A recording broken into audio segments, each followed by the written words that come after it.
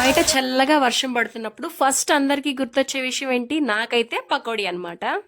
So ఈ రోజు routine గా చేసే ఆనియన్ పకోడీ కాకుండా కొంచెం పుదీనా ఫ్లేవర్ యాడ్ చేస్తున్నాం. చూసేద్దామా? సో ఈ ఉల్లిపాయ, పచ్చిమిర్చి, పుదీనాలోకి శనగపిండి వేసేసుకున్నాము.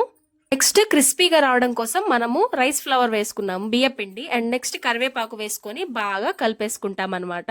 మాక్సిమం వాటర్ వేసే అవసరం రాదు. ఆనియన్స్ లో వాటర్ ఉంటుంది కదా, అదే సరిపోతుంది. పుదీనాలో కూడా వాటర్ ఉంటుంది. ఒకవేళ సరిపోకపోతే కొంచెం చిలకరించుకోండి. నెక్స్ట్ కడాయి తీసేసుకొని స్టవ్ మీద అండ్ మనము డీప్ ఫ్రైకి తగినట్టు మనము ఆయిల్ హీట్ చేసుకుందాము. ఓకే, ఆయిల్ హీట్ అయిపోయింది. సో ఇప్పుడు మనం ఈ పకోడీని కొంచెం కొంచెంగా వేసేసుకుంటాం. నార్మల్ పకోడీ లాగే వేసేసుకోండి.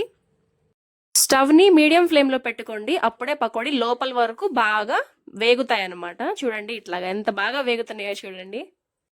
శనగపిండి చాలా మందికి గ్యాస్ట్రిక్ ఇష్యూస్ వస్తూ ఉంటాయి అనమాట. సో పుదీనా ఏంటంటే డైజెషన్ కి చాలా మంచిది.